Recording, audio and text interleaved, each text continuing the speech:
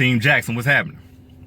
So I just had a conversation with an old friend of mine. I ain't talked to him in years. So when he reached out, I knew it had to be serious.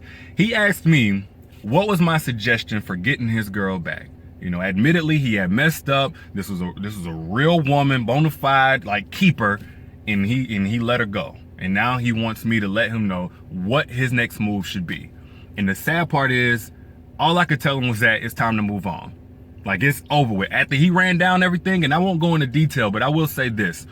There are a lot of guys in his position who are dealing with a real woman, maybe for the very first time, or that they've recognized it, but they misjudge what stage she's in after a relationship falls out. Therefore, they misinterpret their chances for getting her back and when they should be putting forth a valid effort to try and get her back. You know, as men, we tend to see the world through our eyes, through our actions. We think everybody moves like us, or we base things on, you know, what girls we're used to dealing with, the average ratchet chicks or whatever. But when it comes to a real woman, she moves different. In fact, she moves the exact opposite of most brothers. Like, okay, so for a relationship that's going to fall out, there's a few stages. The first one is comfort.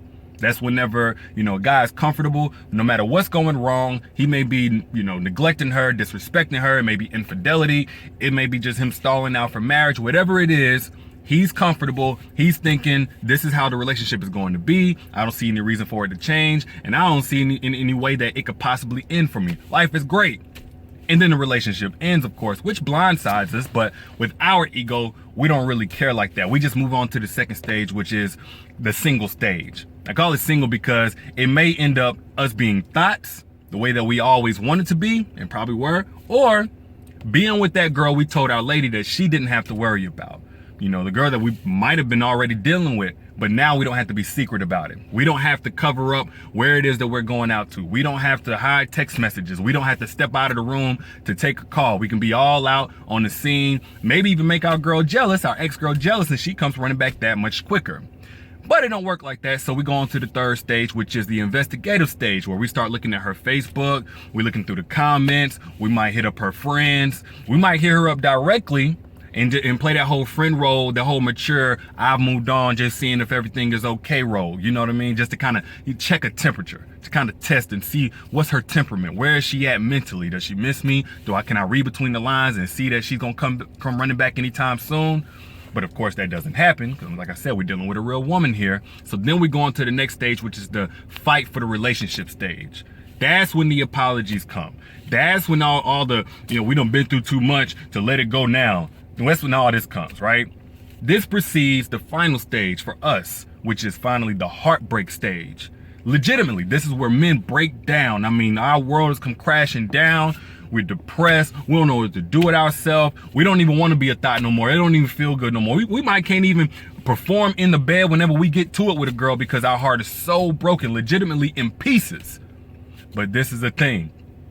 The woman, as far as like her stages, whenever a relationship is falling out, she's in that heartbreak stage first. So it starts early, you know, where she realizes she's not smiling the same anymore. She realizes she doesn't like doing the things that she used to do anymore. Her friends, her family is noticing. Maybe she's even gaining weight. She's not as happy. She's not in a good mood. She's maybe shifty and moody more than what she would like to be. Then comes the fight for the relationship stage, where she starts with herself and she says, well, let me try and be, you know, the porn star that he always wanted. Let me try to cook like his mama. Let me try to be in a better mood. Let me do my hair differently. Let me go and buy some different clothes. Let me try to compete with these other chicks out here. Maybe I'm losing my touch. She tries to fight for the relationship by doing everything that she can. That's how a real woman starts fighting. She fights herself first, and then she goes to the investigative stage, wherever she talks to a guy and she sits him down and says, baby, let's talk. What is it that you need from me? What can I do more to please you? You know, because this is how the relationship is going. I don't like how it's going. This is what I'm seeing, and something just don't feel right. Now, if she doesn't get the truth from her man, or she doesn't feel like she's getting the truth, she's going to move on to something I don't condone, but she's going to move on to checking phone text messages. She's going to move on to checking Facebook comments, seeing the common thread. What girl is liking all of these pictures? And let me look at her pictures, maybe even reach out. You know, let me see who's putting heart eyes. Let me check around and check with his friends. Let me try to follow him over somewhere. Like, she might get crazy because desperate times call for desperate measures. And you talking about a woman in love, she might go those lengths, right? Then of course the inevitable happens, where the relationship falls out. Then comes her single stage, where She may go the route of just living her greatest, fullest life where she's having sex with whoever she wants to have sex with, or she goes and she deals with that guy that's been waiting to catch you slipping, that you peeped that he wanted a chance with your girl, and she told you had nothing to worry about. But that was under the condition that you didn't do anything to mess up the relationship. You really didn't have anything to worry about until you open those doors for her. So now she finally gives in, finally gives him a chance, and he might even love her better than you ever could. Then comes the stage of comfort. Now she's solid. You know, she finally recaptures and remembers what it feels like to not be emotionally dependent on you, to not have to go through that dysfunction anymore, to not be fearful of what it is that you was doing whenever she wasn't around, whether she's single and she's happy or she's in a relationship now and she's happy. She's comfortable. And this is the mistake a lot of guys make. They're either in that fight for the relationship stage or heartbreak stage when a woman is in her comfort stage. She done moved on. She's done. She's good.